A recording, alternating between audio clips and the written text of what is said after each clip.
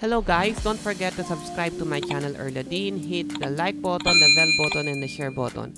Our video tutorial is about how to set up our Tenda Wireless N300 to become a Wi-Fi repeater. Para po makaproceed sa process na to, ang una po natin gagawin ay i-plug po natin yung ating pong Wi-Fi router. Now, mapapansin niyo po, ipa-plug natin yung power niya. And then, meron po siyang apat na saksakan. Yung isa po dyan ay sa 1, yung tatlo po ay sa LAN.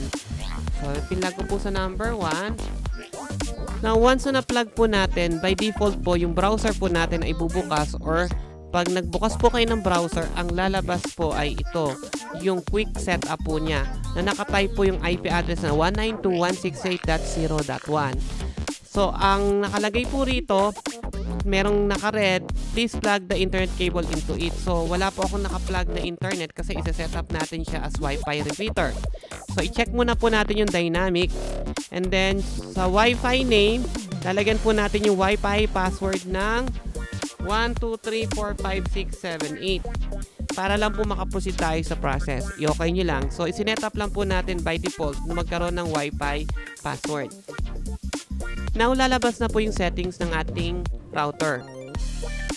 At para po ma-access natin to, we can type 192.168.0.1. Pakita ko po sa inyo just in case na ma-close nyo po. 192.168.0.1. So, pag tinype nyo po yun, ma-access nyo po yung ating router. Pag nakapasok na po tayo sa loob, ang ating main focus ay the wireless repeating. Select nyo lang po yung wireless repeating function.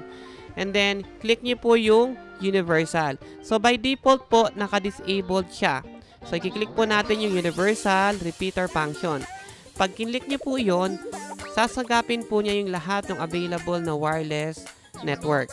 Now, ang gagawin po natin is, set up natin yung globe. Ito po yung globe na gagamitin natin para i-repeat.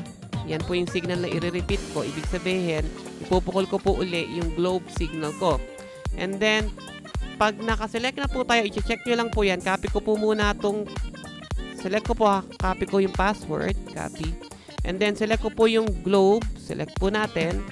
And then, itatype ko po yung password, ipipaste ko na lang.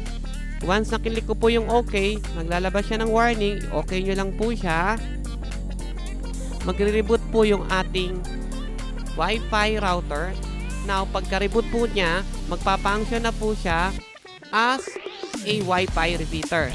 Now, ang kagandahan po nito, once na nag-function siya as a Wi-Fi repeater, lahat po ng nakukuha niyang signal dun sa original ay ipupukol niya. And then, there are questions, how about yung plug nung LAN? Now, ano po mangyayari dun sa ating LAN 1, 2, and 3? Pag naka-Wi-Fi repeater function siya. So, maglalabas pa rin po siya ng internet. Kahit ano pong i-plug natin doon, ay pwede po tayong makakonect ng internet. Galing pa rin doon sa source ng ating repeater. So, ibig sabihin, yung wireless na na-receive niya, ni-repeat niya, ay pwede niyang i-out through LAN. Kung ako po ay nakatulong sa inyo, please don't forget to subscribe to my channel Erladine. Hit the like button, the bell button, and the share button. Salamat po sa panonood.